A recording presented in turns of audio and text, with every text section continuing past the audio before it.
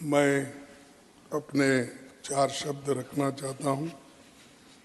जो पहली बार उन्होंने इस हाउस में आके जॉइंट सेशन को एड्रेस किया और ये भी चुनाव से पहले उन्होंने सारी बातें कही और ये बहुत ही उनका जो बजट है उसको मैं उनका जो अभिभाषण है उनको स्वागत करता हूं और उसमें जो कमियां हैं मैं आपके सामने बोलने की कोशिश करता हूं। आप उतने ही संयम से और बीजेपी सरकार भी उतने ही संयम से सुनेंगे, ये मेरी आशा है। सर, मोदी जी के जो 10 वर्ष के कार्यकाल में उनके कुछ सवाल भी थे कि किस ढंग से पहले की सरकार काम नहीं की, इस अर्थ में भी शब्द थे और ये सरकार कितनी अच्छी काम की इसका भी विवरण उन्होंने दिया था। लेकिन मैं यहाँ से शुरू करता हूँ। ये हिमांशु वाजपेयी एक कवि है, उन्होंने कुछ कहा था, उन लाइनों को मैं पढ़ता हूँ। न खाता न बही है, न खाता न बही है, जो तुम बोले वही सही है। न्यूज ये छप रही है, सब कुछ बिल्कुल सही है। सच पर एफआईआर क्यों, सच पर एफआईआर क्यों, आंसू की मार क्यों, झूठ की जय जयकार क्यों, निष्ठुर है सरकार क्यों, मगर मेरे शहर के लोग, देश के लोग ये सवाल मुझसे पूछ रहे हैं। तो मैं यही पूछना चाहता हूं, एक तरफ तो आप अपनी बातों को बहुत सी अनेक उसको एडजेक्टिव्स लगाकर आप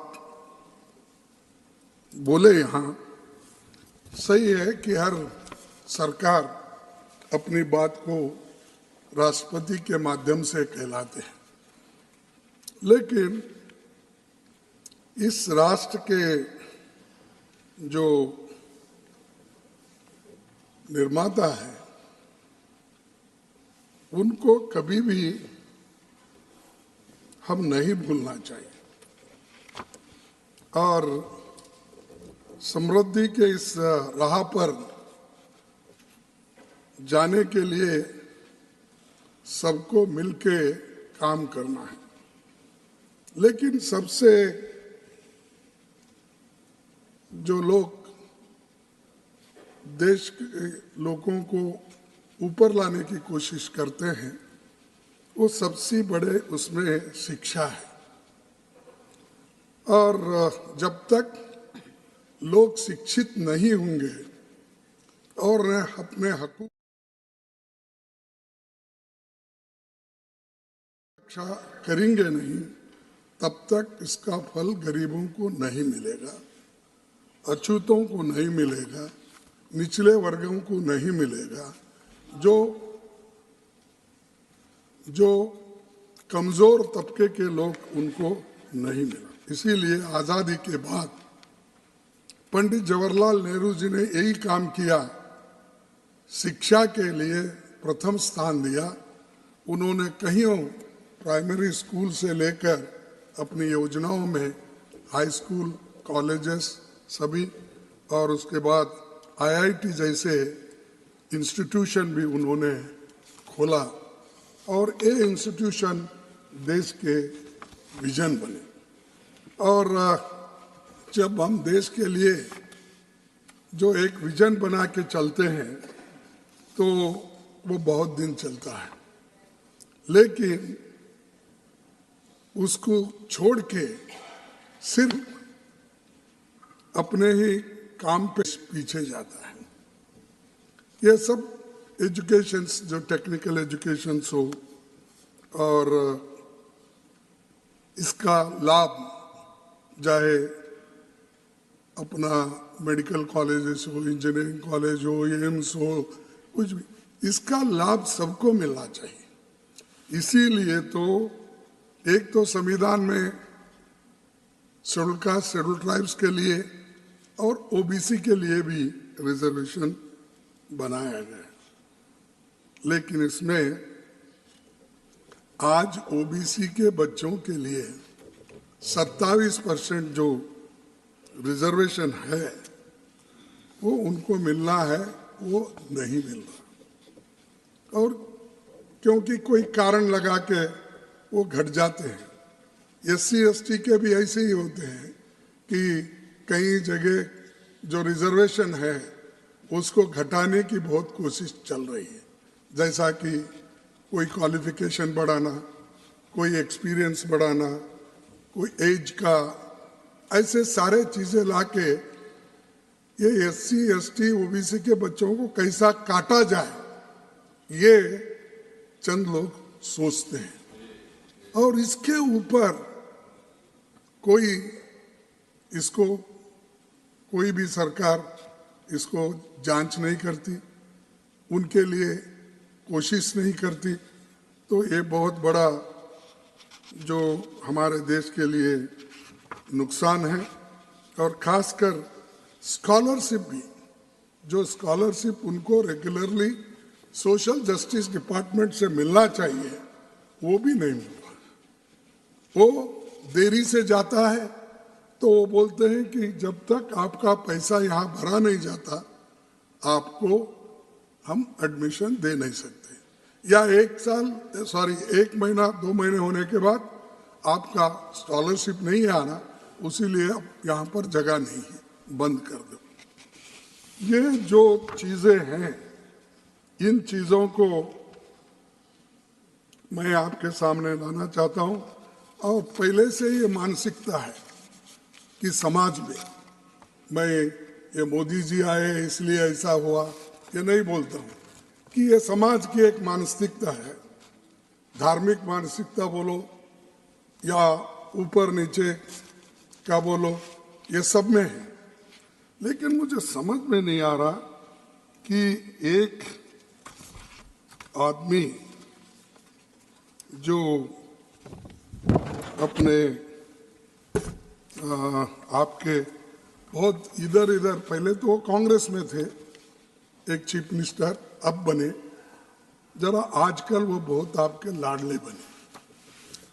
और उनका कहना है, मैं दावे से कहता हूं कि उन्होंने बाद में उसको किस ढंग से समाज में कहा मालूम, इसमें मेरे उच्चार में थोड़ी कमी ज्यादा हो सकती है, जितना मोदी जी खुद उसमें संस्कृत में बोलते हैं, उसमें बोलने में मुझे थोड़ी सी तकलीफ होगी, फिर भी आपको जनता को समझाने के लिए। खड़गे जी, अब मैं 11 साल किया हूँ, तो ठीक है साहब।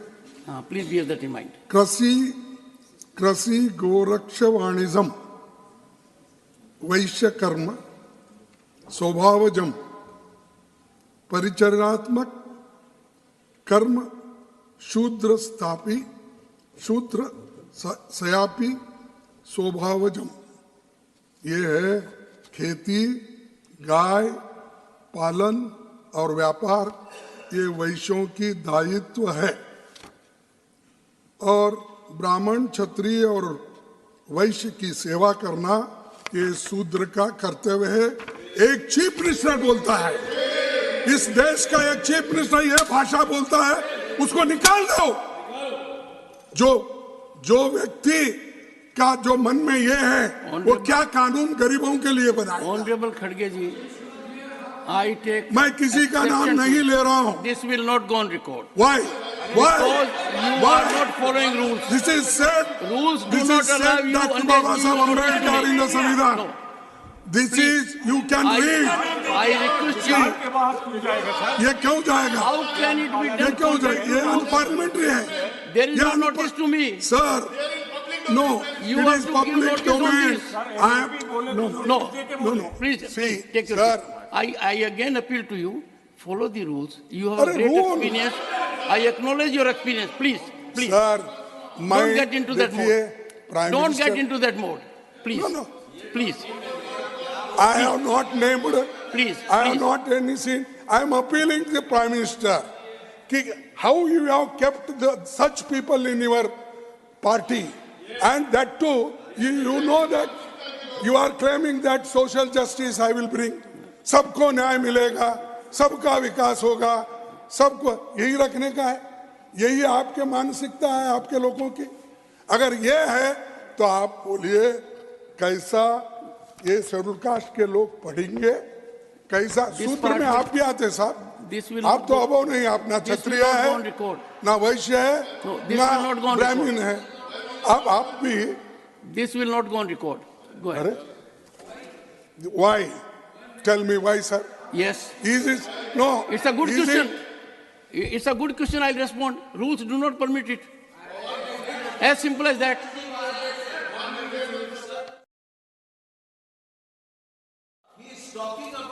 Does he need your support? He is leader of the opposition. He doesn't need your support. Come on. Khadge ji, Yes. keep your flock in order. Huh? Let them take their seat and you speak. Doctor, most of the time when legal issues are there, you are absent. And the person concerned is not. No, you are absent whenever we need you. And also it attracts the SC/ST Atrocities Act also. Khadge ji, have you finished? Finish? Then continue, please. नहीं, अगर Then आप please यही continue. चाहते हैं तो खत्म करो। No, please continue. Please continue. देखो, मैं मन की बात इसलिए बोल रहा हूँ, ये दर्द होता है हमको, ऐसे लोग जब अधिकार में होते हैं, कुर्सी पे बैठ के ऐसी बात करते हैं, और आज भी संविधान लागू होने के बाद, आज़ादी मिलने के बाद, और आज़ादी के 75 अपने 78 ईयर्स होने के बाद, और 75 वर्ष संविधान को इम्प्लीमेंट करने के बाद भी अगर ये मानसिकता लोगों में है तो शूद्र लोग कैसा आगे आएंगे आप बता दीजिए आप। तो ऐसा ही होता है यूनिवर्सिटीज में, ऐसा ही होता है हाई प्रोफाइल स्कूल्स कॉलेजेस में, क्यों नहीं लेते उनको एडमिशन, क्यों नहीं देते? पैसा नहीं रहता। लेकिन हम खोलते जा रहे बड़े बड़े स्कूल, खोलिए अच्छी बात, लेकिन इनको भी दो ना। इनको ये मत बोलो तुम्हारी सिर्फ आपका काम सिर्फ सेवा करना है, आपका काम दूसरा नहीं है, आप पढ़ नहीं सकते, लिख नहीं सकते, लड़ नहीं सकते देश के लिए। आप गुत्ता लिया, कॉन्ट्रैक्ट लिया, दूसरों को भी उसमें मिलाइए। और आज मैं आपसे यही पूछने के लिए यहाँ पर, क्योंकि प्राइम मिनिस्टर भी है, वो सोचेंगे इसके बारे में, कम से कम बाद में तो अपने चीफ मिनिस्टरों को बुला के ये कहेंगे भाई ऐसी बात मत करो, मेरी तो बदनामी हो गई, लेकिन तुम क्या है बोले तो जनता के आंखों से गिर जाएंगे। दूसरी बात, स्किल डेवलपमेंट ग्रेजुएट्स। सर 222 में सरकारी आंकड़ों के हिसाब से बेरोजगारी 13.4% और फीमेल ग्रेजुएट्स उनकी संख्या वो 20.6% हो जाती है। अगर एजेंसियों के आंकड़े देखें तो स्थिति और भी खतरनाक यह है।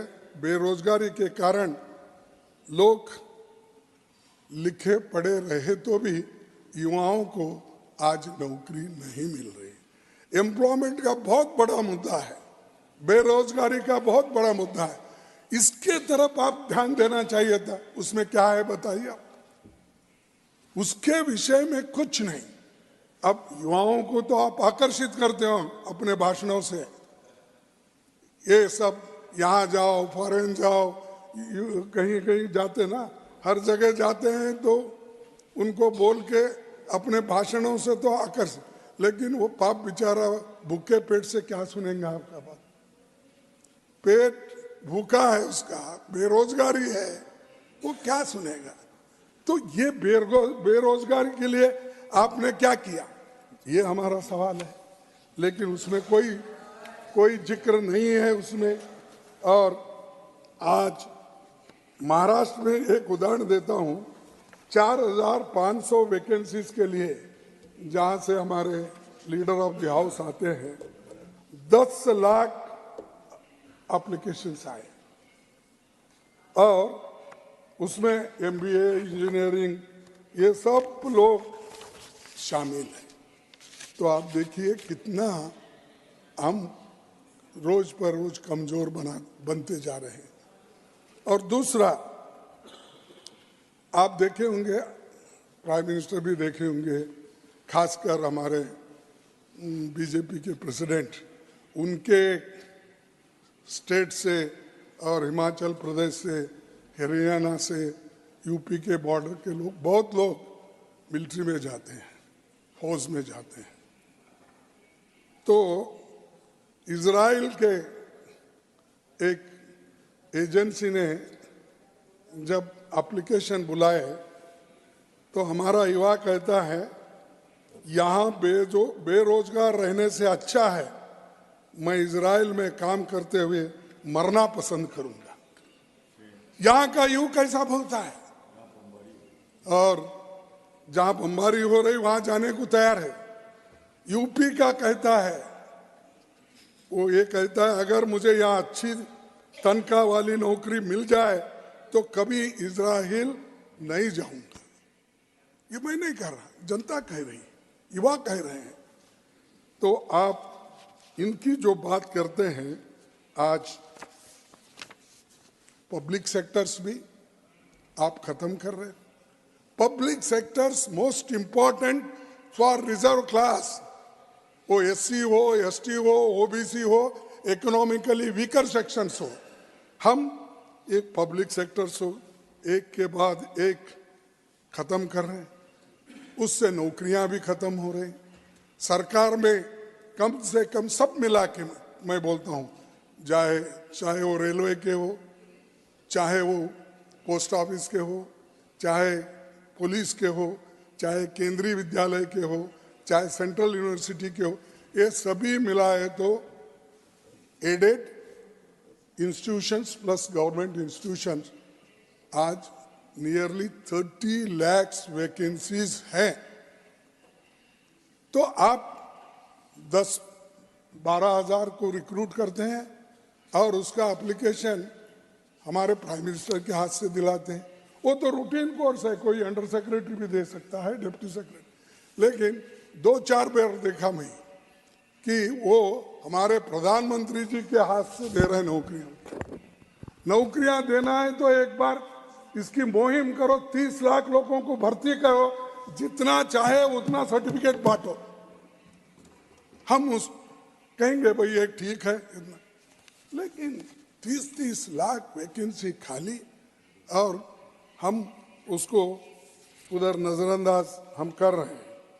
और दूसरी चीज, अब एम्स में भी खाली है बहुत से। मैं पूरा अगर बोलते जाऊं बहुत लंबा हो जाएगा, इसीलिए परसेंटेज बोलूंगा।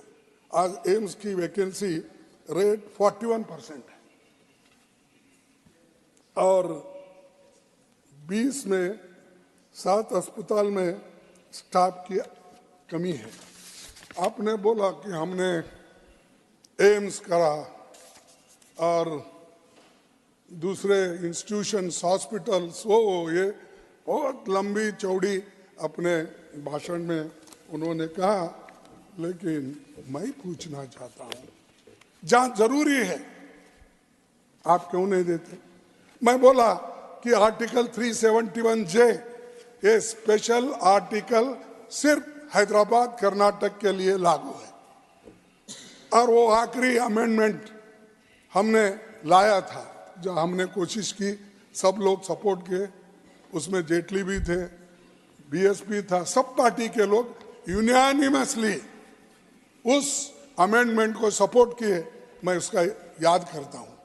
लेकिन मैंने आपसे 2 बार पूछा, नहीं आपके सिद्धराम भैया वो जमीन नहीं साहब, वो तो जमीन ईएसआई की है, गवर्नमेंट की है, और एम्स अगर खोलेंगे entire backward class area cover हो जाएगा। लेकिन आपने उसको इंटरेस्ट नहीं लिया।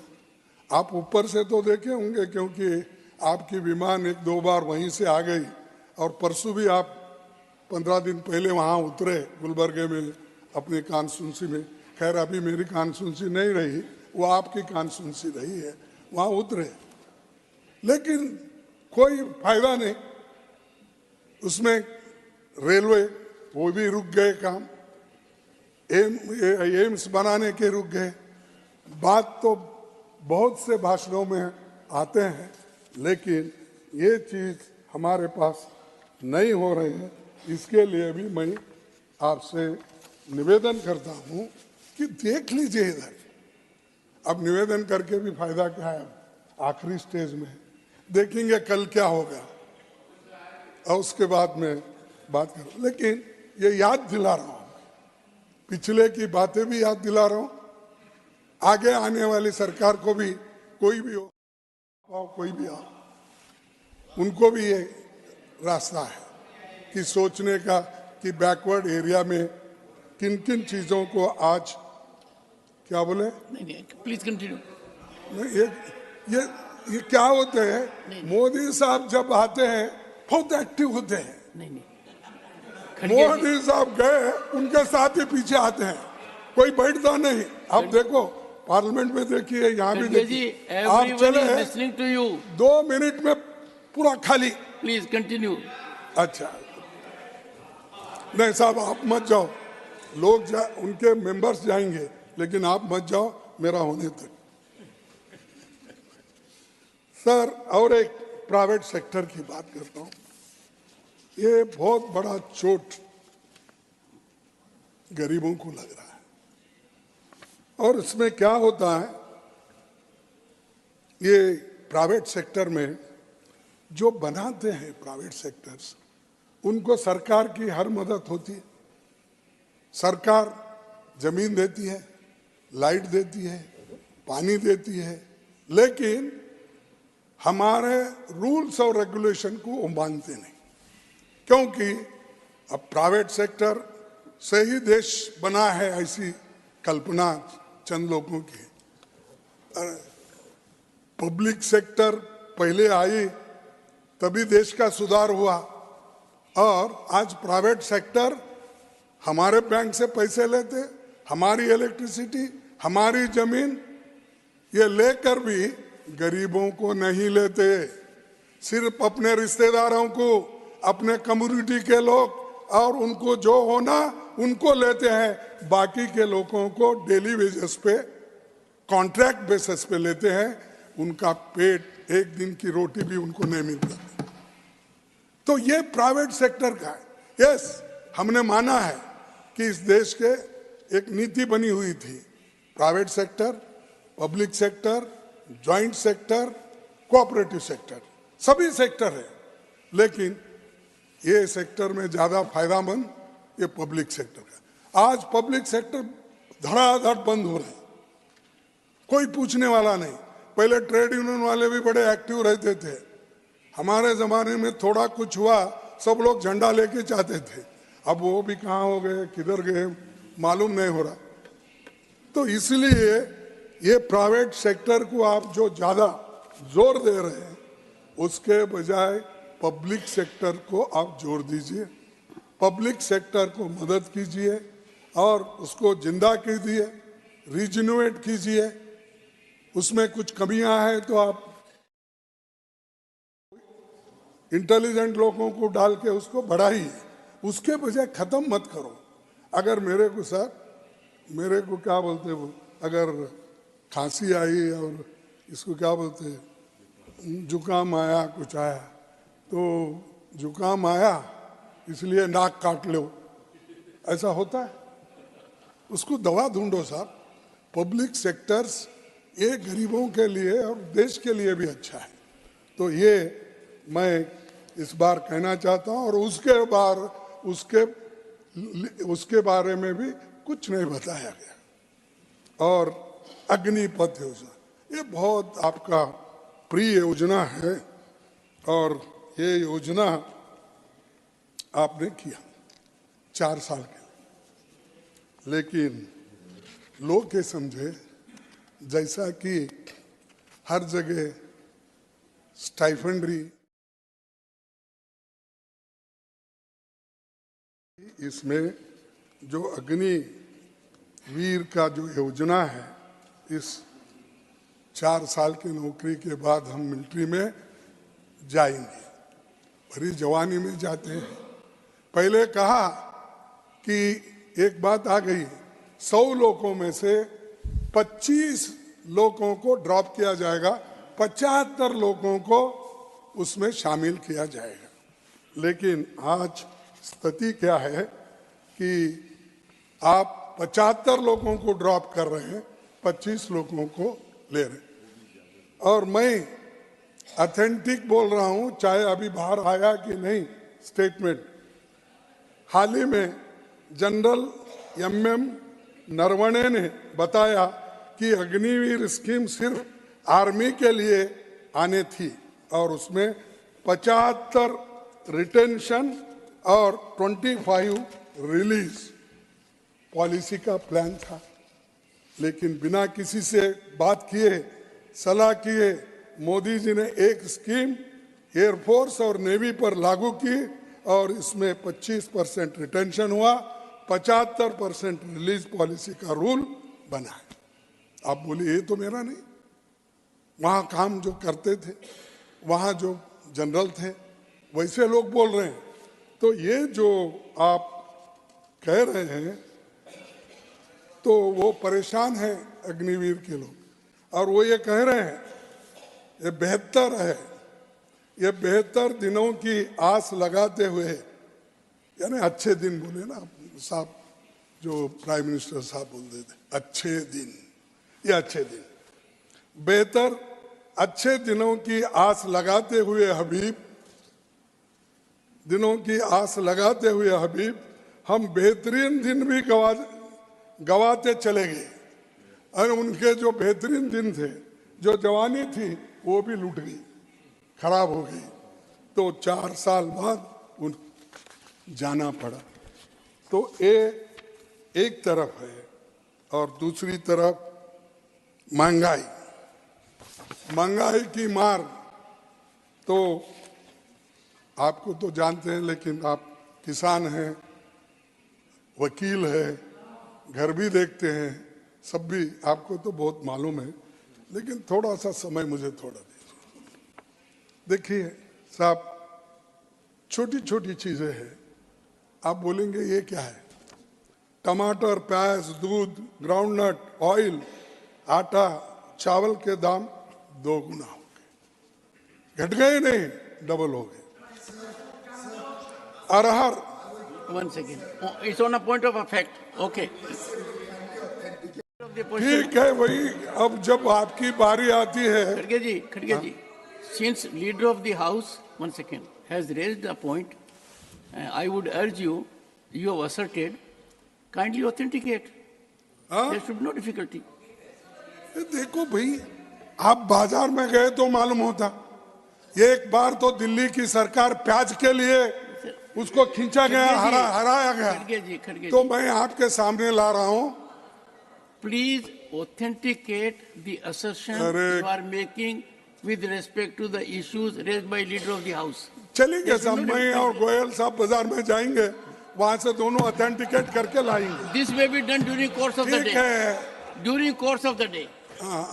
During course of the day, authentication may take place. नहीं, मैं जब चाहूंगा तब बोल जाएंगे। तो ये अरहर दाल जो 70 की थी, आज 150, ये भी ऑथेंटिकेट करना। Obviously. अच्छा, चना दाल 49, 85 रुपीस हो गया। वनस्पति 75 था, 125 हो गया। मगर सरकार बोलती है महंगाई पे कहीं नहीं बोले, इसमें भी नहीं बोले कि अभिभाषण में, राष्ट्रपति के अभिभाषण में भी नहीं बोले। तो ये जो है इधर जो है सिंगल डिजिट में ग्रोथ हो रहा है और डबल डिजिट में महंगाई, तो ये कैसा चलेगा? हाँ, ऐसा? अच्छा अच्छा, अब फ्री मिल रहा है क्या तुम्हारी दुकान? अरे ठीक है भाई, उनका साहब सरकार सप्लाई करती होंगी, कोई स्पेशल सब्सिडी हमारे प्रधानमंत्री जी देते होंगे उनको, वो तो फ्री मिल रहा है उनको, ठीक है। अब किसानों की आर्थिक के बारे में आपने कहा कि किसान जो आंदोलन करे, आंदोलन के बाद आपने कुछ कानून लाए थे, वो कानून जो लाए थे उसको किसानों ने उसका विरोध किया और 3 काले कानून को आपको वापस लेना पड़ा और उनका इनकम डबल बनाने का आपने वायदा किया था और अपने डबल बनाने के अलावा एमएसपी बढ़ाने का भी आपने वायदा किया था। तो आज किसानों की आमदनी रियल इनकम सालाना 1.5% की गिरावट है, इंक्रीज नहीं है। तो ये हकीकत में अनुमान देखे तो 2016-17 और 2020-21 के बीच की प्रति किसान रियल इनकम में सालाना 1.5% की गिरावट आई है और किसान बहुत सुखी है, सरकार का कहना है। लेकिन सच्चाई ये है, पिछले 5 वर्ष में कृषि के बजट में 1 लाख करोड़ से भी अधिक बजट सरेंडर किया गया है, 1 लाख से भी अधिक।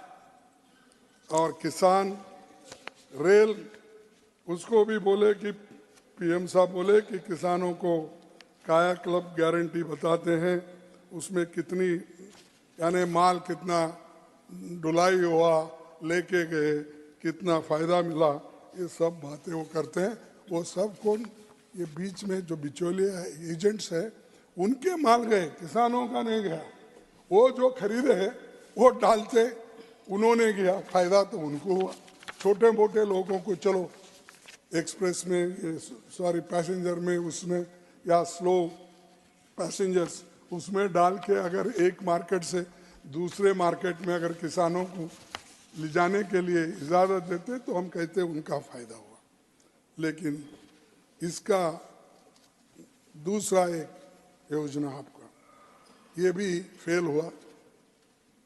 21-22 तक पीएम फसल बीमा योजना में कुल 2,761 करोड़ रुपए पेंडिंग क्लेम्स में बकाया है। और ये जो होता है, हमारे पास भी पहले था ये।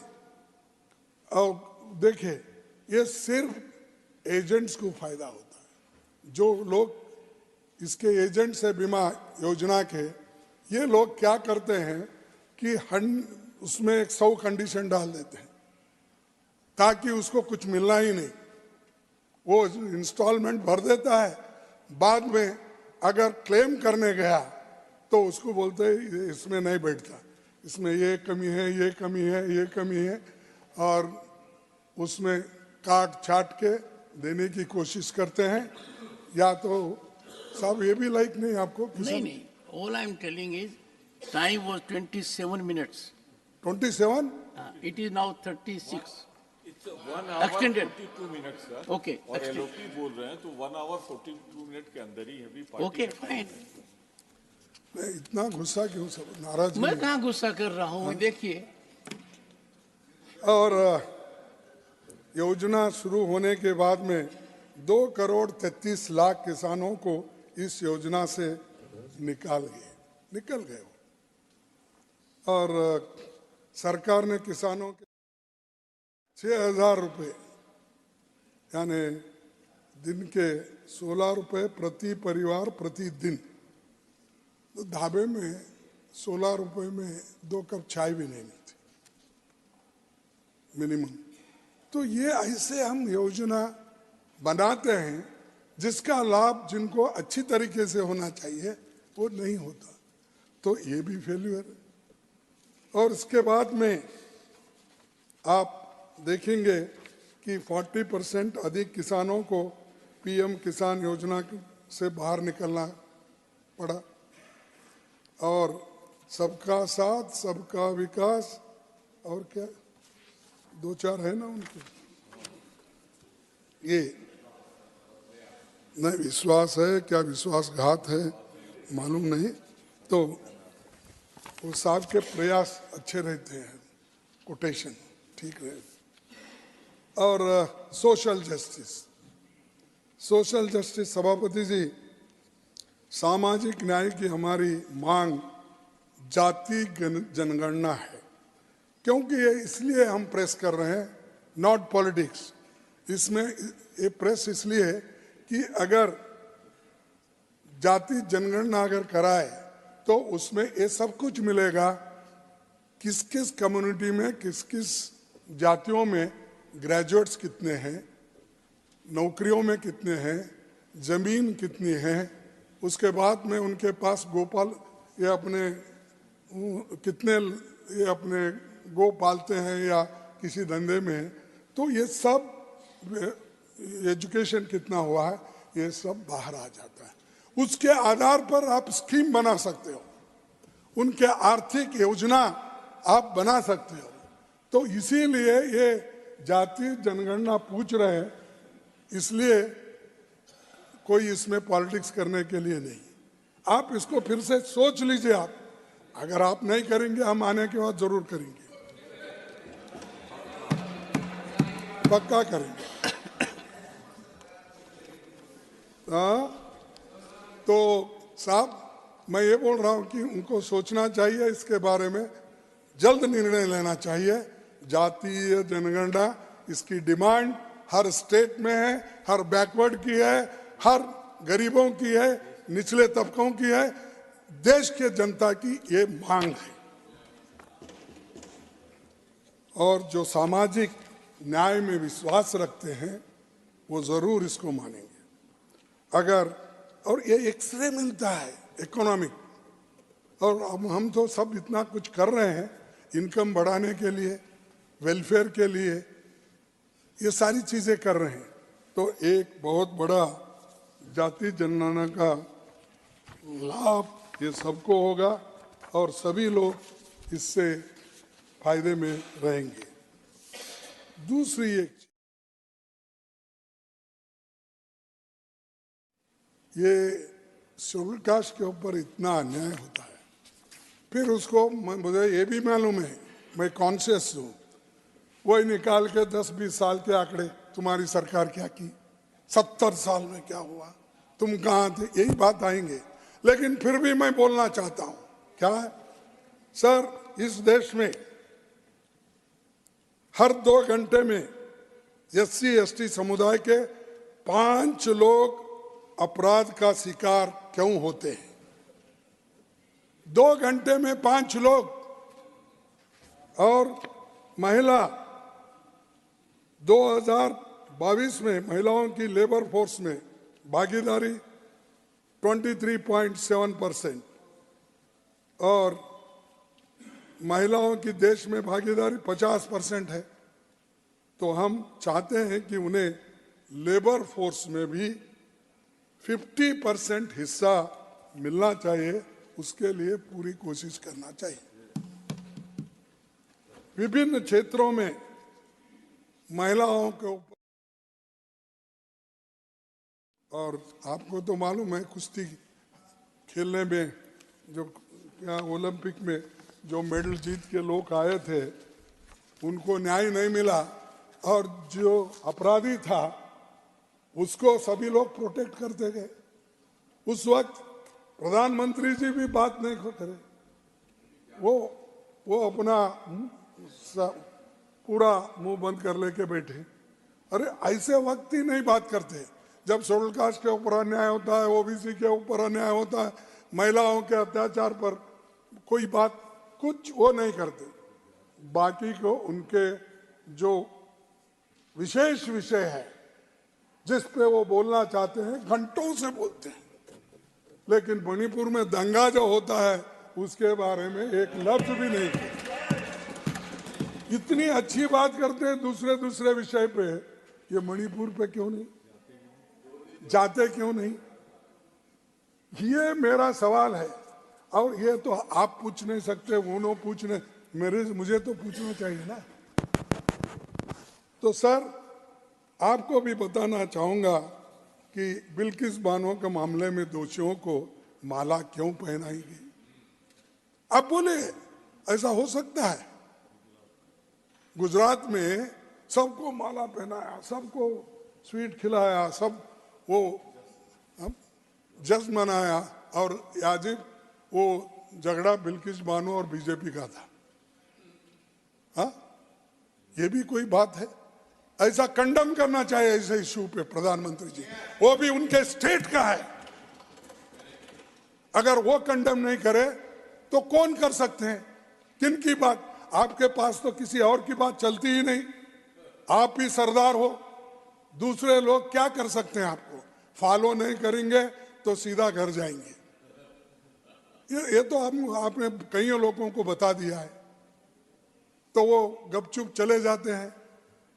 और उनको ये भी मालूम है सर कि ये जो है, चाहे वो बनारस हिंदू यूनिवर्सिटी में आईआईटी का आईटी सेल का बलात्कार का केस हो, और सरकार को ये 34 लाख महिलाओं को भी आप जवाब देना है, जिनके ऊपर आज इतने बड़े ये हो गए, अत्याचार हो गए, वो भी आप बताना चाहिए सर। और एक बात, ये बार बार क्यों कह रहा हूं कि उनको इम्प्रेस करने के लिए उनके पार्टी में कैसे कैसे लोग हैं, और आप प्रोटेक्शन कैसा उनको देते हैं। और वो तो प्रमुख है। मैं देखा वो राम मंदिर में जब प्रधानमंत्री जी पूजा कर रहे थे या प्रतिष्ठान कर रहे थे, तो उस वक्त आपके बाजू में कौन बैठे? मोहन भागवत, आरएसएस, वो भी साधु है, संत है, मुझे मालूम नहीं, तो बैठे थे। उनका कहना है 2019 में 19 के चुनाव के बाद उन्होंने कहा कि SC ST OBC को दिए गए आरक्षण पर बहस होनी चाहिए, समीक्षा होनी चाहिए। क्या आप चाहते हैं ऐसे लोग आपके साथ बैठ के जब करते हैं? हाँ, और झारखंड में बोले थे, चलो, तो ये 2015 में उन्होंने ऐसी ही बयान दिया, फिर भारी विरोध के बाद वो पलट गए। प्रधानमंत्री जी ने इस पर एक भी शब्द नहीं बोला, उन्होंने मौन व्रत रखा, जैसा कि 11 दिन मौन व्रत उन्होंने राम लीला की स्थापना करते वक्त उन्होंने की थी, वही बात यहाँ पर भी हुई। बीजेपी ने उसके ऊपर बताया कि सरकार के एक्शन साफ बताते हैं कि वो आरक्षण को खत्म करना चाहते हैं, लेकिन इसमें इमीडिएटली सरकार का रिएक्शन होना चाहिए था। और यूजीसी में परसों हाल ही में फिर उसको पलट गए। यूजीसी ने हाल में एक ड्राफ्ट गाइडलाइंस निकाला, जिसमें हायर एजुकेशन इंस्टीट्यूशन में रिजर्व्ड कैटेगरी के उम्मीदवारों की वैकेंसी में डी रिजर्वेशन और आरक्षित उम्मीदवार उपलब्ध नहीं होने पर उन्हें जनरल कैटेगरी में उम्मीदवार भरा जाएगा। ये आपका ये है। ये फिर बाद में, अरे बैठो भाई, तुमको तो सब कुछ मिलता है, जिनको नहीं मिलता उनकी बात कर रहा हूँ। तुमको तो सब कुछ मिलता है, जो जिनको नहीं मिल रहा है मैं उनकी प्लीज खड़गे जी डोंट इंटरफियर। खड़गे जी सर, आरक्षण से वो वंचित है, अब यूजीसी के कहिए, उनसे कहिए। आप तो दूसरे जगह तो टेम्पररी भर रहे, अगर कोई नहीं मिलता तब तक आप बैकलॉग को कंप्लीट डी रिजर्व करने के बजाय आप थोड़े दिन स्टाइपेंड ग्रेजुएट्स को ले सकते हैं, या सॉरी अपने लेक्चरर्स जो भी रहते टेम्पररी ले सकते हैं, अपने काम चलाओ, लेकिन वो नहीं, निकालो, सर काटो इनके, दबाओ, यही इनका उसूल है और इसी के लिए ही ये काम करते हैं। और एक वुमेन रिप्रेजेंटेशन का झूठा दावा, हमेशा ओबीसी वुमेन्स को रिजर्वेशन 50% देंगे।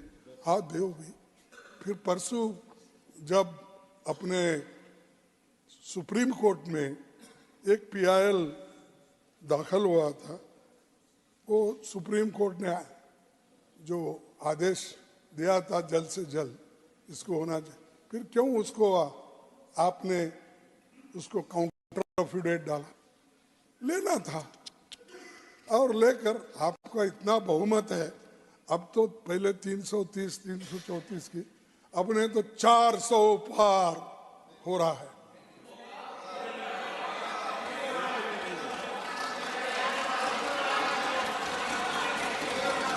अरे 400, अरे तुम सुन क्या, ठीक है, हम देखो MLA लड़े, MP लड़े, आज आखिरी वक्त इस राज्यसभा में आए, यहाँ के लोग तो पूरा मोदी जी के आशीर्वाद से ही आए हैं, और आशीर्वाद से आने के बाद उनका काम है तब बचाना। प्लीज माननीय खड़गे जी ने आज वाकई में सत्य कहा और सत्य के अलावा कुछ नहीं कहा। Never a leader of opposition has been so applauded. It's a record. आपके बयान की इतनी तारीफ की जा रही है। देखो मेरे बयान की तारीफ में मैं वो भी समझता हूँ, तो यानी अपने आप को ढोल बजा रहे, 400 आएंगे 5, भाई आपके आने हैं, हाँ आपके आने हैं, तो ये सब क्यों नहीं कर रहे? अब आप इस बार 100 भी पार नहीं कर सकेंगे, 100 भी। इंडिया स्ट्रांग है,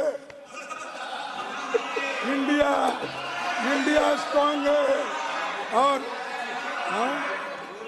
हाँ फिर बोलो इंडिया कमजोर है, इंडिया कमजोर है सर, मैं आपको पूछता हूँ इंडिया कमजोर है? तो ये leader of the house, India कमजोर, अरे बैठिए, ये हर बात को क्यों counter? I don't like this. When I permit him, he rises. When I permit, he rises. ना सर, ही रेजेस, लेकिन मुझे मालूम है मोदी साहब जब प्रेजेंट रहते हैं, एक के ऊपर एक गिर के मदद करते हैं, तालियां बजाते हैं, ढोल बजा, मैं मानता हूँ उसको। इसीलिए मैं तो, मेरे को आदत है, प्रधानमंत्री जी को भी मालूम है, मैं एक बार हाउस में आता हूँ, बैठे रहता हूँ सबकी बात सुनने। इस बार ही थोड़ा कम बैठा, लेकिन ऑलवेज मैं हाउस में जब तक पार्लियामेंट में था तब तक भी बैठता था, अभी भी। लेकिन इन्हों जो उठते हैं, लेकिन नहीं तो उनके कुछ एक स्टिकर लगा उनके खुर्ची को, बार बार उठते रहते हैं। स्प्रिंग, या तो स्प्रिंग की कुर्सी दे दो, फिर मेरी समस्या हो जाएगी, मुझे कईयों के लगानी पड़ेगी। नहीं कहीं, मेरी बहुत बड़ी समस्या हो जाएगी। नहीं कहीं ये एक एक्सपेरिमेंट करो, उसके बाद देखेंगे। प्लीज तो कंटिन्यू। जान दो, देखिए ये जो वुमेन रिजर्वेशन है, इसको भी लाने के लिए आप डर गए। क्यों डर गए अब मुझे मालूम है, क्योंकि आप नीति ही ऐसी है, ब्राह्मण क्षत्रिय वैश्य इनको ही देना हो, महिलाओं को भी नहीं। महिला शूद्र ये एक ही है, महिला और शूद्र एक ही है। तो इसका तुलसीदास का कहना, नर नारी ये सब कानून के ऊपर। खड़गे ji sir this will not go on record. नहीं साहब, ये मेरे नहीं, नर नारी ये सब कांडन क्यों नहीं बोला हूँ। वन सेकेंड ये सब इसमें है। Leader of the house, sir हमने बहुत टॉलरेट किया। नहीं प्लीज देखिए, I urge you to. No sir, I am there. Please आप ये तो जाने होंगे, डोर गंवार शूद्र पसनारी, ये सब तांडन के अवतारी, ये तो सुने हैं ना। तो ऐसे ऐसे आपके पास शब्द है जो इस समाज को कुचलने का, इस समाज को तोड़ने का, इस समाज को शिक्षा से वंचित करने का, इस समाज को शस्त्र से वंचित करने का, ये आपकी टेंडेंसी है, हमारी नहीं। हम तो कुछ नहीं मिला तो भी इस देश के साथ है, कुछ मिला तो भी इस देश के साथ है।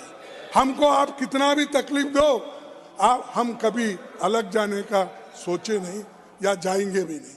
तुम लोग सब खा के, सब पेट भर के बैठे हो, फिर भी इनके बारे में नहीं सोचते, यही बहुत बड़ा दुख है।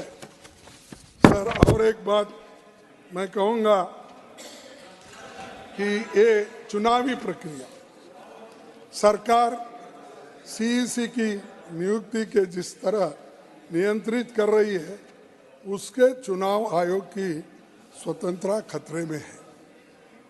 और पास यहाँ की यानी कारखाने की एक्सपीरियंस नहीं, ऐसे लोग उसमें घुस गए और घुस जाने के बाद वो क्या क्या करते ईवीएम में मालूम नहीं, या सरकार कैसी उनको वहां पर डायरेक्टर, अरे ये क्या है अभी? Director, sir, what is Come on.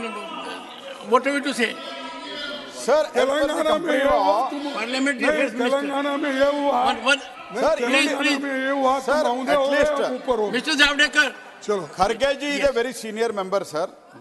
आप इतना ही मैं निवेदन करता हूं आपको, पूरा देश में एक कानून है, वो कानून के हिसाब से हर एक कंपनी में, लिमिटेड कंपनी में इंडिपेंडेंट डायरेक्टर्स नॉमिनेट होता है, अपॉइंटमेंट होता है। ये सिंपल प्रोसीजर है, ये प्रोसीजरल एस्पेक्ट है, हर एक कंपनी में रहता है। खड़गे साहब, कृपया आप ऐसे एलिगेशन बिना बेसिस एलिगेशन नहीं लगाइए।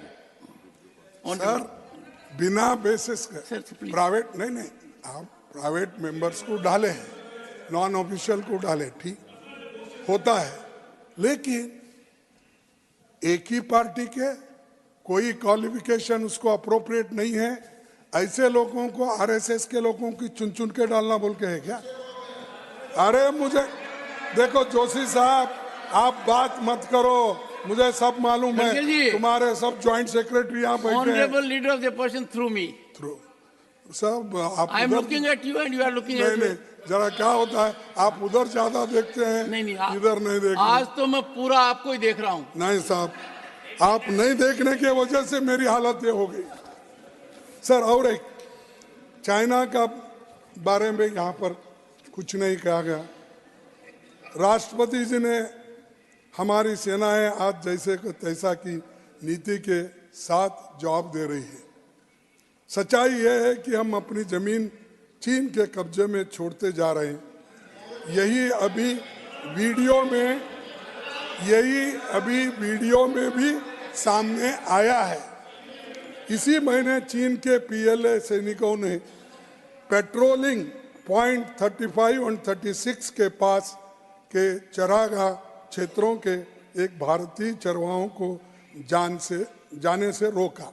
यानी ये स्थिति है बॉर्डर पे भी, और इसको अगर रोक नहीं पाए तो वो और अंदर आते वो बाद में एक बहुत बड़ा झगड़ा होते रहता है और शांति नहीं रहेगी। और आप तो कम से कम विश्व को रक्षा करने की बात हो रही है और विश्व गुरु बनने के लिए भी जा रहे हैं। उसका कब होगा, क्या होगा, वो देखेंगे। विश्व गुरु तो नहीं, विश्व गुरु हो रहे। अरे विश्व गुरु हो जाओ भाई, पहले चाइना को अंदर मत घुसने दो, पहले पाकिस्तान को आने मत दो, और पहले तो भारत में गुरु बनो, उसके बाद विश्व गुरु की सोचो। अब तो राम टेम्पल के पुजारी तो बने हैं। थैंक यू वेरी मच, आपका दर्शन लिए तो राम का दर्शन हो गया। हाँ, आपने जो राम के पुजारी तो पहले पुजारी आपने बना है, ठीक है, लेकिन अरे हमको क्या अंदर भी नहीं आने देते, तुम पुजारी क्या बनाते हो? चलो छोड़ो, चुप, वो बात मत करो। मेरे सामने। और दूसरी बात यह है सर, मणिपुर महीनों बाद एक जो घटना घटी, अब तक आप विजिट क्यों नहीं कर रहे?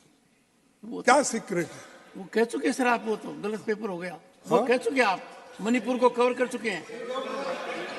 नहीं, मणिपुर कवर कर चुके महीनों हैं। बाद नहीं, वो खत्म हो गया। हाँ, मणिपुर कवर कर चुके हैं आप। आप मणिपुर पे आया हूँ। ना ना ना, मणिपुर कवर कर चुके हैं आप। ये 20 है, ये 21 है, मेरे पेपर को मैं अच्छा जानता हूँ। सर कवर हो गए। आप चाहते हैं फिर एक बार मैं उनको पुजारी बनूं? तो छोड़ो सर। मेरा और एक निवेदन है कि इतने महीनों के बाद भी आप मणिपुर विजिट नहीं कर रहे, इसका क्या सीक्रेट है?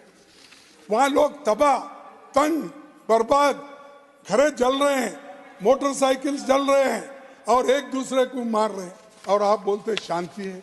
वहां परसों ही 2 लोग मारे गए, नक्सलिज्म खत्म हो गया। अभी छत्तीसगढ़ में और 2 लोग मारे गए 3 दिन पहले। बोलते एक होता है और उसका इतना जोर से डिफेंड करते हैं। मैं क्या बोलूं कि झूठ को भी सच बनाने का अगर कोई नेता है वो हमारे प्रधानमंत्री जी है।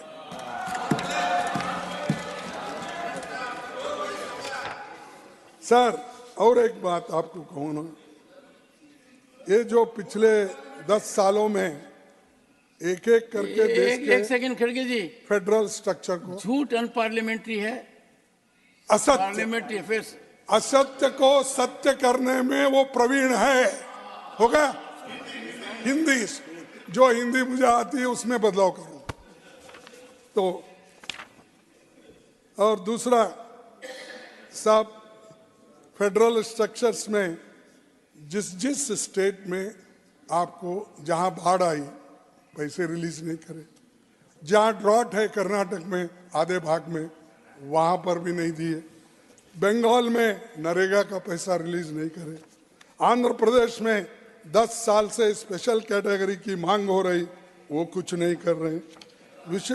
और आंध्रा के लोग विशाखापट्टनम के लिए स्टील प्लांट के लिए प्राइवेटाइजेशन मत करो, इसको पब्लिक सेक्टर में रखो। ये बहुत बड़ा नुकसान देश के लिए होगा। अगर आप पब्लिक सेक्टर में रखें तो गरीबों का फायदा होगा, अगर किसी प्राइवेट को दिए उसको वहाँ नौकरी भी नहीं मिलेगी, सिर्फ प्राइवेट लोगों को फायदा होगा और दलित, एससी, एसटी ये सब मर जाएंगे। कम से कम रिजर्वेशन तो है, ऐसे जगह तो कुछ ना कुछ उनको मिलता है। अगर एससी, एसटी, बैकवर्ड क्लास ये मर जान दो, कुछ भी होने दो। अगर आप ऐसी आपकी इच्छा है, ना एक दिन इनकलाब जिंदाबाद आएगा, आएगा, क्योंकि लोगों का टॉलरेंस लोग होता है, देखते हैं, देख कर एकदम उठते हैं। तो ये और एक नीति आयोग के सीईओ, वो उनके बहुत ही उनके वक्त ही उनका अपॉइंटमेंट हुआ था, उन्होंने भी यही कहा कि भाजपा सरकार के एंटी फेडरल तरीकों का सच बताया उन्होंने। और फाइनेंस कमीशन का भी उन्होंने हिस्सा कम करने का किस ढंग से वो दबाव आता है वो भी उन्होंने परसों ही पेपर में आया, आप पढ़े होंगे, क्योंकि आप हर बारीकी से हर चीज़ देखते हैं, तो ये भी आप देखे होंगे मैं समझता। फिर मोदी जी की योजना का 10 सालों में ये 142 योजनाएं शुरू की गई। 142 अनेक्सर 2 मैं देखता हूं।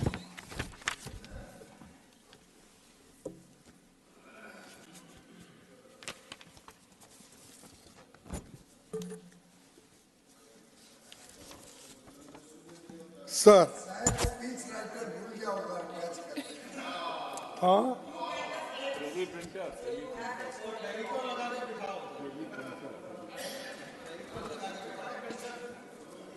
तो आपको जरा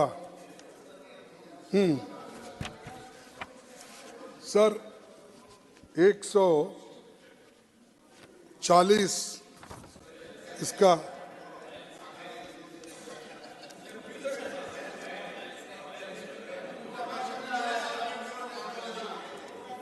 हाँ प्रधानमंत्री जी द्वारा पिछले 10 वर्षों में लगभग 142 योजनाएं शुरू की गई। इनमें से लगभग 20 योजनाएं पीएम प्रीफिक्स के साथ है। जैसी उस वक्त बोलने में क्या तुम सो गए थे? मैं अब जाग रहा हूं, मैं बोल रहा हूं। चुप बैठो। Please please please. प्रधानमंत्री जी द्वारा पिछले 10 वर्षों में लगभग 142 योजनाओं की शुरुआत की गई। इनमें लगभग 20 योजनाओं में पीएम प्रीफिक्स के साथ है, जैसे कि पीएम किसान, पीएम आवास योजना, पीएम फसल बीमा योजना और भी पीएम है। और उसके बाद छोड़ो भाई, वन सेकेंड। अरे वो one please please please. Sir parliamentary affairs minister.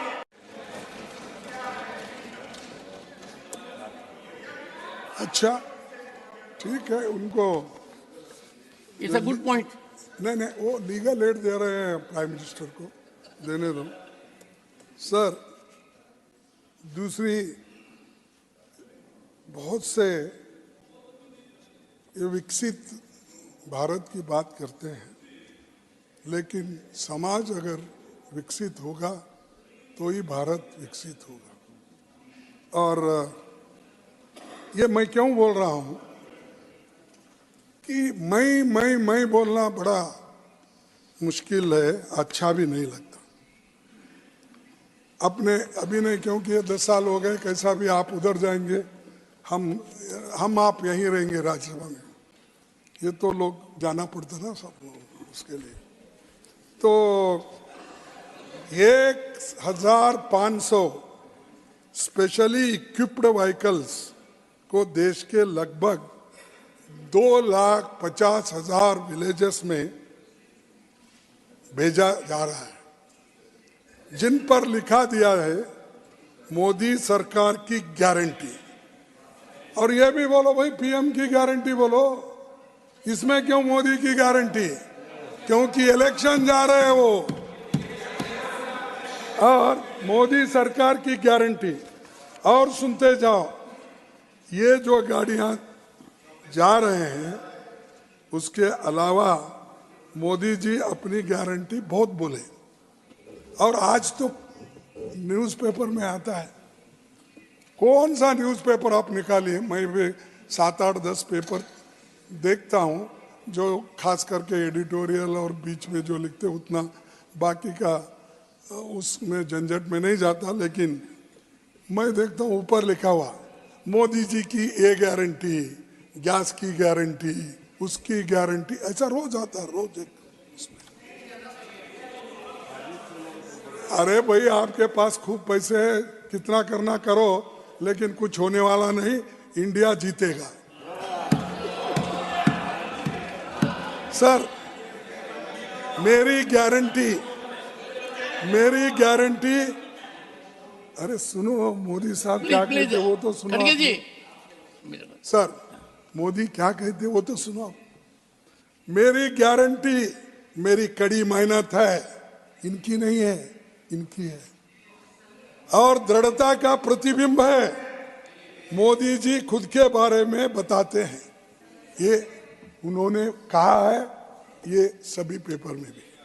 Modi ji कहते हैं जब भी उम्मीद खत्म होती है मोदी की गारंटी शुरू हो जाती है। हाँ, ये अरे सुनो। और मोदी जी ने कहा कि उनकी गारंटी का मतलब है कि वो अकेले ही उन्हें पूरा कर सकते हैं। अरे है क्या डेमोक्रेसी में तुम हो? एक अकेला इंसान प्रधानमंत्री, मैं बोल रहा, तुम ढोल बजा रहे हो।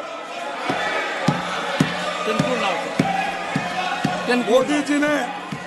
मोदी जी ने वाराणसी में कहा मोदी की गारंटी सुपर हिट होगी।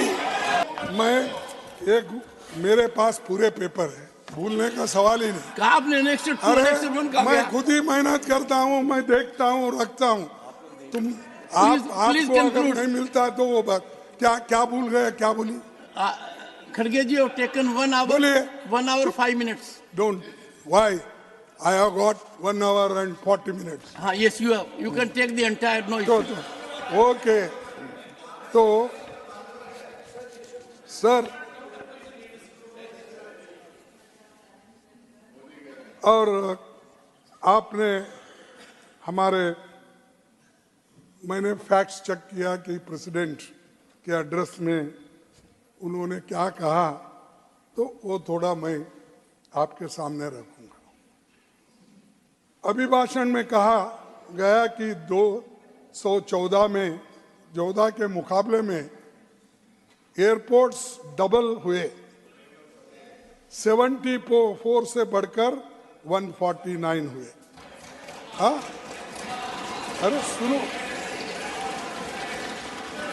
अरे आगे सुनो। तो ये अब इसमें 2 चीजें हैं। पहला, 2014 में कुल 94 ऑपरेशनल एयरपोर्ट थे। लोकसभा स्टार्ट क्वेश्चन नंबर 113 में 12 दिसंबर 2014 में 149 बताई जा रही है।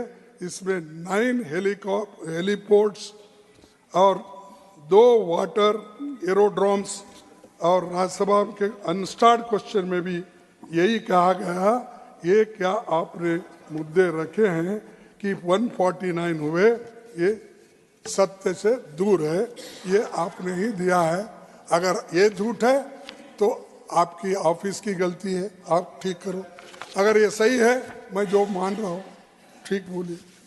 और एक एम्स का भी मैं बार बार नहीं बोलूँगा, ये आप सबको मालूम है, फिर मैं उसका जिक्र भी किया। कम से कम प्राइम मिनिस्टर सुने होंगे, क्योंकि वो बार बार गुलबर्गा आते हैं और वहाँ पर उतरते भी है, जाते भी है, फिरते भी है, हर कॉन्स्टिट्यूंसी में जाते। वहाँ से बहुत प्रेम लगा है वहाँ से। दूसरी चीज़, 49 से लेकर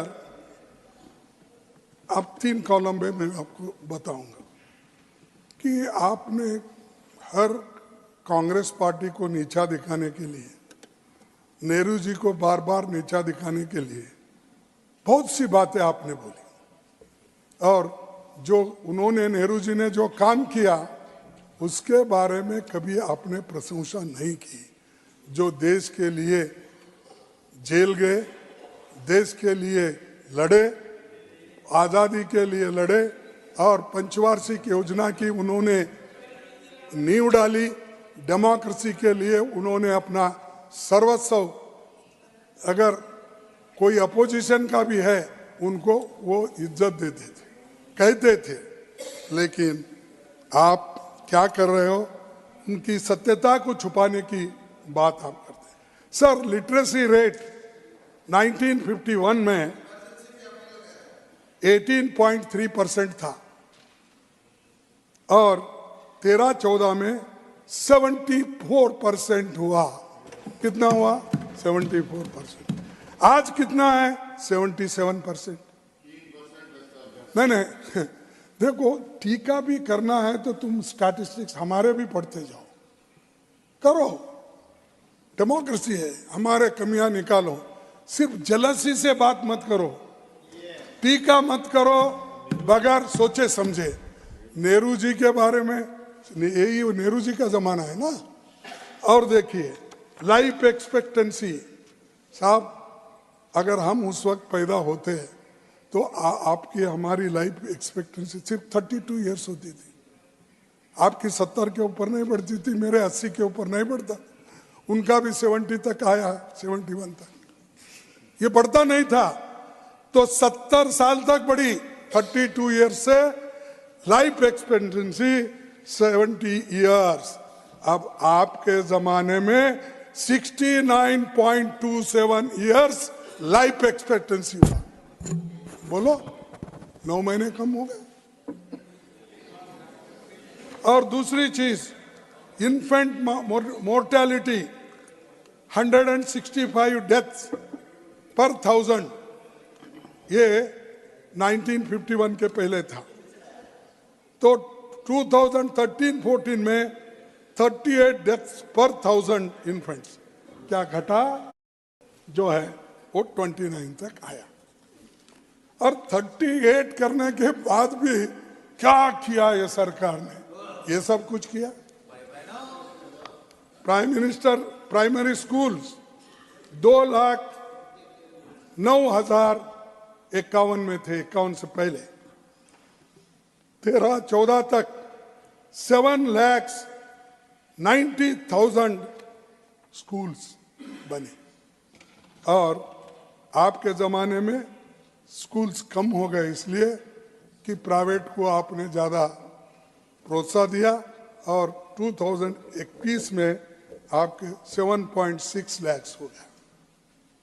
अपर प्राइमरी स्कूल्स 13,600 और 4 लाख 13-14 और 4,35 लाख इन 2023 में हुआ। और secondary higher inter junior colleges 7,400 थे और हमारे जमाने में 2,34,000 2014 तक। अब 2,92,000। अब कॉलेजेस 630 थे देश में बिफोर 50 और आज 24 तक 36,639 कॉलेजेस। बड़ा घटा। सब आप तो जानते हैं, मैथमेटिक्स में भी आप बहुत होशियार हैं। और उसके बाद में अब 43,000 बन गए। Sub centre primary health centres 725 अब 1,77,000 2024 तक और 1,94,000 3 साल में। एक नहीं 2023 का 1,94,000 पहले 1,77,000 मतलब तो इसका 1,500 2,000 कुछ बढ़ गए। नेट इरिगेटेड एरिया, ये तो किसानों के लिए 2,10,000 हेक्टर पहले थी और हमारे जमाने में 13-14 में 6,80,000 हेक्टर्स। बड़ा क्या घटा? फिर आपके जमाने में 7 लाख हेक्टर बन गया। तो अरे आप कुछ नहीं किए, ये किए सो बता रहा हूं, और आप क्या किए वो भी बता रहा हूं। Percentage of rural house holds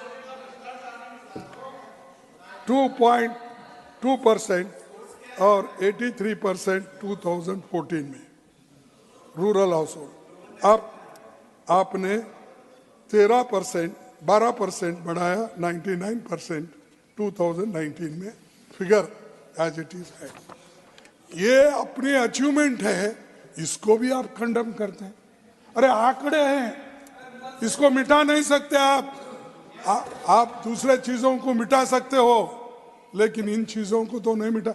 इसीलिए आप 2021 का सेंसस क्यों नहीं कर रहे? 2011 का है, 2021 का क्यों नहीं लाए? अगर लाए आपको मालूम होता कितने लिटरेट है, कितने हम आगे आए हैं, कितने ग्रोथ है, ये सारी चीजें आपको मालूम हो जाएंगी। क्यों नहीं कर रहे हैं 10 साल में? बाकी सारी चीजें कहते हैं लेकिन ये इसलिए नहीं, आपका पोल खुल जाएगा। क्योंकि सेंसस अगर बाहर आ गए, सच्चाई बाहर आएगी। सच्चाई जब बाहर आएगी आपकी पोल खुल जाएगी।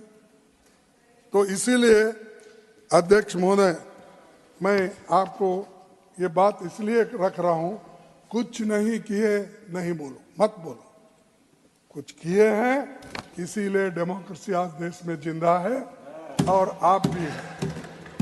नहीं तो डेमोक्रेसी को बर्बाद करने के लोग बहुत थे आपके पास, सब ब्रिटिशरों के पास चले गए थे नौकरी के लिए। सर इन्वेस्टमेंट की बात करते हैं। नेट फॉरेन डायरेक्ट इन्वेस्टमेंट ये कितना था यूपीए के जमाने में? 1087.6 था, तो 426.2 ड्यूरिंग मोदीज टाइम। और सुनो सुनो सुनो, आप बाद में बोलो ना। नहीं, और ग्रॉस डोमेस्टिक प्रोडक्ट, नहीं खड़गे जी, फॉरेन इन्वेस्टमेंट के बारे में जरा बताइए फिगर।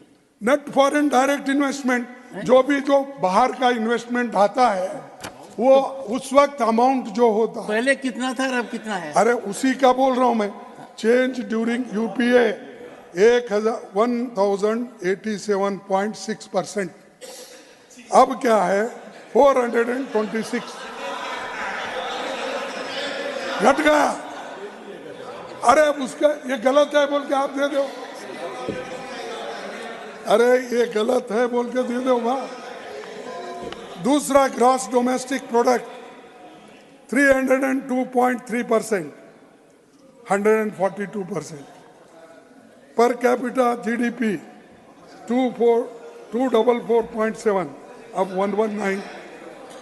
ये जो आंकड़े हैं आप देख सकते हैं और मैं आपके सामने ही रख रहा हूं। ये रख देना सर, आपका नहीं ये रखूंगा। ठीक रहेगा, रख देना। यही क्यों सारे चीजें रख देते हाँ हैं? बिल्कुल ठीक है। एक ही क्यों? हाँ। कार्रवाई का हिस्सा बनने। तो दूसरी चीज जो है, और हमारे मोदी साहब की गारंटी तो मैं पढ़ा और सारे चीजें उसमें मैंने बताया किस ढंग से वो काम चल रहा है। और एक आखिरी दो चीजें मैं बताऊंगा। पॉलिटिकल अपोजिशन, अब क्या है, अपोजिशन पार्टी को देखते ही ये सरकार को एलर्जी, जिसको देखे उसको अंदर डालो, ईडी, इनकम टैक्स, और जिसको डालो उसको अंदर लाओ और वॉशिंग मशीन में डालो, वो क्लीन हो जाता है, क्लीन हो जाता। राज्यसभा में लाओ क्लीन। और 411 एमएलए इधर से उधर हो गए 10 साल में, तोड़ फोड़ में, और सरकारें गिराए, सरकारें बने। ये सब नीति आपकी ठीक है? आप इसको ठीक मानते हैं? और आप मेरे पास जब रहता है, मेरे पार्टी में जब रहता है, वो करप्ट और सब तुम्हारे पार्टी में आते कि दूसरे दिन ही वो अच्छा बन जाता है, उसका केस ठहरा जाता है, निकाला जाता है और उनको सबको प्रोटेक्शन मिलता है। जो नहीं सुनता, आप नहीं सुनते जाओ जेल, सुनते आओ इधर।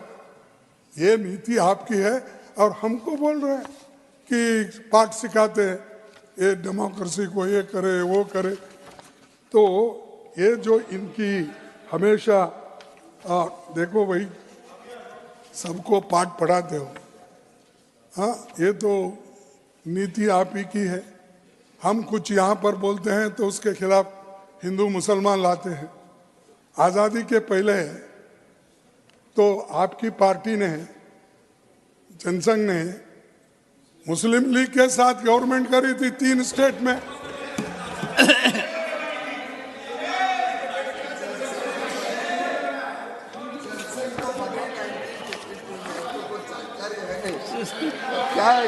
का खड़गे जी और प्लीज, उनके जो दूसरे किताब है वो भी पढ़ो, मालूम होता है। Please please. हाँ यस, मैं आप इतना बड़ा शरीर है, मैं उधर देख रहा हूँ, वो मेरे जैसे पतले हैं, उधर देख रहा हूँ।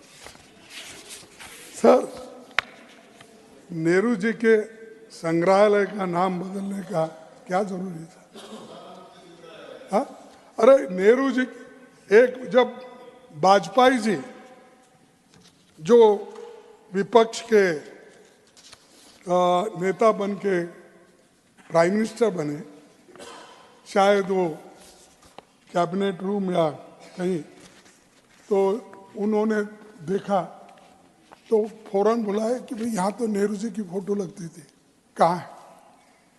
नहीं साहब, वो ऐसा ऐसा कोई बोले कि गवर्नमेंट बदल गई है। अरे गवर्नमेंट बदल गई, वो तो पहले प्राइम मिनिस्टर है, लेके आओ लगाओ। ये है कम से कम अटल बिहारी का तो सुनो, ये बीजेपी नहीं है, बीजेपी है तोड़फोड़ सरकार। खड़गे जी, हाँ, तो ये है कि ये, अरे जब सर मैं आपको बोलूं, कईयों बार जब अदानी साहब और अटल बिहारी साहब गुलबर्गा आते थे, हम रूम छोड़ के वेकेट करके उनको देते थे, हालांकि हम मिनिस्टर थे इलेक्शन के वजह।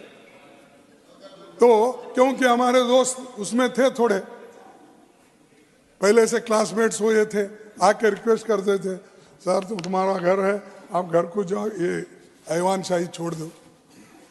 हम किसी को उस चंद्रशेखर का भी है, चंद्रशेखर का यहाँ उनके हाँ वह नीरज है, उठ उठ के बहुत बात करते हैं। उनके पिताजी को मेरे को सब अरेस्ट कर रहे थे 1971 में, 70 में, जब वीरेंद्र पाटिल वहाँ पर हमारे घर के बाजू में ही रहते, वीरेंद्र पाटिल, उन्होंने हमको अरेस्ट करा था।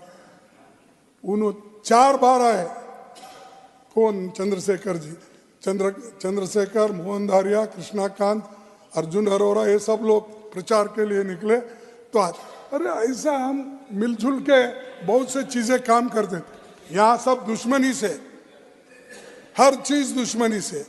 अगर ऐसा देश अगर चलाने की कोशिश करे, ये रियली एक बहुत बड़ा देश के लिए और डेमोक्रेसी के लिए ठीक नहीं है।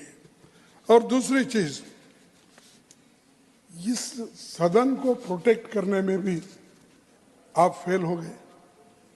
जो डेमोक्रेसी को, ये तो टेम्पल है ना लोकशाही का, इसको भी प्रोटेक्ट करने में आप फेल हो गए। और जो लोग पकड़े गए, सर मैं बताता हूं कि हमको जो इंफॉर्मेशन पकड़े गए, उन्होंने एफिडेविट दिया कि हमको इलेक्ट्रिक ये लगा के, मार के, धमका के हमको कहने लगा रहे हैं कि फलाना फलाना पार्टी का नाम लो। सदन में जो कूदे थे वो उन लोगों के बारे में उन्होंने तो अब एफिडेविट भी दिया है। तो ये है सदन की सुरक्षा। ये जो जनता से चुन के आते हैं, उनकी सुरक्षा के लिए ऐसी ये ऐसा होता है। तो आप याद रखिए, किस किस को आप ये बनाना चाहते, बलि का बकरा। तो आप दूसरी चीज, आपको मैं ज़्यादा नहीं कहना चाहता, जो कुछ कहा हूँ और उसका उत्तर हमारे प्रधानमंत्री जी देंगे। खास करके मेरे पहले पन्नों से जो हमने लिया रिजर्वेशन का, उसके बाद किसानों का, इन्फ्लेशन का, अनएम्प्लॉयमेंट का, इसके बारे में तो ज़रूर वो बोलेंगे। और उसके बाद मैं आखिरी में ये भी कहता हूँ कि झारखंड की स्थिति क्या होगी। झारखंड में एक को तो तुम बुला के ईडी के केस में उसको अरेस्ट कर दिया, अरेस्ट करने के बाद वो रिजाइन करे, गवर्नर के पास गए और उन्होंने अपना राजीनामा दिया, राजीनामा एक्सेप्ट हुआ। अगर राजीनामा एक्सेप्ट होने के बाद 43 लोग लाइन में बस में बैठे हुए थे, उनके सिग्नेचर लेकर उनको दिया, तब उन्होंने ये भी नामांकित किया कि फलाना फलाना चंपिया सूरन उसको लीडर बनाइए। हमारे पार्टी की तरफ से। तो वो आदिवासी नेता देने के बाद भी वहां के गवर्नर बोले मैं इसके ऊपर सोचता हूं, और वहां पर तुमको संख्या बल रही, तो वहां पर बैठे हुए थे कार में सॉरी बस में, तो संख्या बल। दूसरे दिन फिर वो जाके मिले, इतनी संख्या है हमारे पास, तो उनको बोले ठीक है, तो कल 12:30 बजे आप वोट ले लो। 12:30 बजे उनको बोले, फिर बोले कि विश्वास मत, मैं आपको डेट देता हूं 8-10 दिन में। तो ये अपोजिशन के लिए, और आप क्या कर रहे हैं? नीतीश साहब बिहार में राजीनामा दिए, 15 मिनट में राजीनामा स्वीकार हुआ, उनको वोट लेने की, शपथ लेने की टाइम भी दी गई, और उन्होंने उसी वक्त अपना कैबिनेट भी फॉर्म किया। अरे आधा घंटे में एक का काम सब होता है, और यहाँ मेजॉरिटी रहते हुए एक ही पार्टी की, एक ही महागठबंधन की, उनको ऐसा करते। Is it this democracy sir? Is it this about democracy? उसको, और ये भी ट्राइबल का आदमी है, लेने दिया सो वाला ट्राइबल, ले अब जो वोट लिया वो भी ट्राइबल। तो इस ढंग से अगर आप ट्रीट करते जाओगे तो लोगों का विश्वास उठ के चले जाएगा डेमोक्रेसी के ऊपर। और ये निश्चित रूप से मैं कहूँगा कि आप बुरा न माने तो यहाँ प्रधानमंत्री कहाँ ये आखिरी इलेक्शन डिक्लेयर करते मुझे मालूम है, इसके बाद इलेक्शन नहीं। मैं इतना पॉपुलर हो गया, डेमोक्रेसी की जरूरत ही नहीं है बोलेंगे, इससे ये दिख रहा।